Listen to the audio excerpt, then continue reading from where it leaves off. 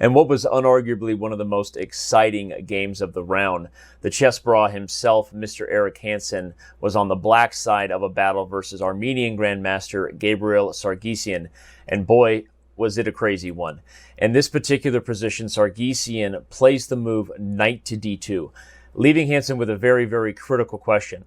Take on c3 and go all in for the nuttiness, or try to defend a worse ending? In this particular game, the Chessbrah may have guessed wrong about what was going to be his best chance to hold on in a very, very nutty and perhaps well-prepared Grunfeld from Sargsyan as white. If he had played the move bishop takes d1 to invite the endgame, undeniably black is worse. Knight takes c4, you have to save the bishop, and natural developing moves by white like bishop h6, followed by the move knight to e3, both defending d5 and attacking the bishop on c2, would have definitely left white in the driver's seat. I analyzed a variation with castles long and a trade on f5 where the pawn eventually falls. So no matter what, black was definitely going to be fighting to hold. However, going for queen takes c3 may have underestimated just how far white was willing to go down the rabbit hole to get himself a brilliant attacking and perhaps checkmate in this game.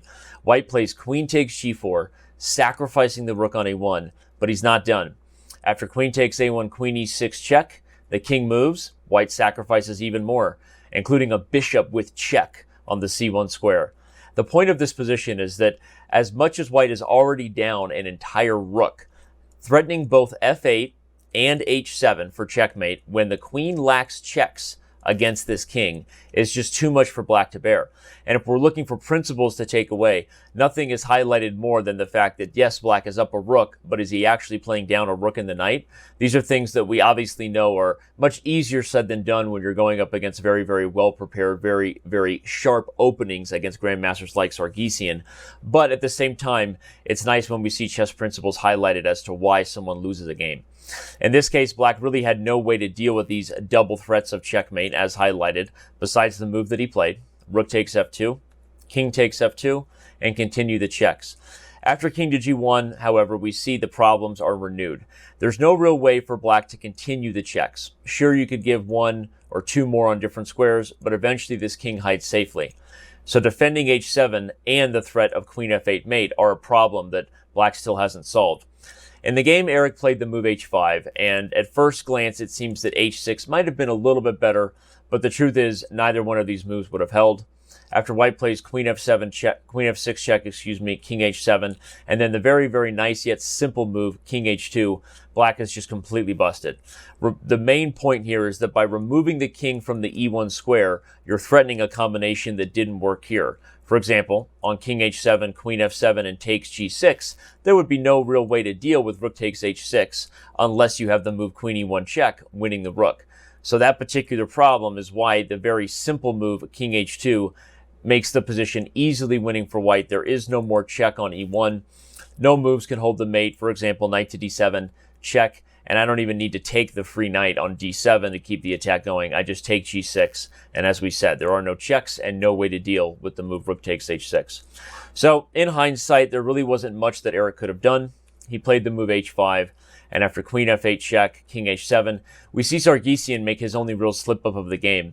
For the life of me analyzing it, I couldn't figure out why rook f4 isn't just game over in a much more direct fashion. This move threatens checkmate on f7. Checks by the queen are just going to force me to safety, and you still haven't solved the mate. So the best option is to give up the queen for free, and in this position, the d-pawn and the fact that the queen is still on the board versus a rook and knight is pretty easily winning. Instead, he played rook e4, threatening rook e7, rather than, as we said, rook f4, threatening rook f7.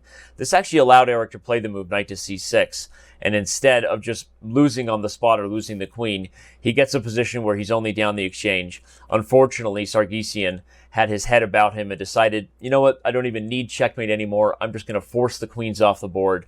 And after king h1, again, the Chessbrah resigned because of the threat of rook to c4, which, by the way, comes whether you're taking a pawn or not, because the knight is falling.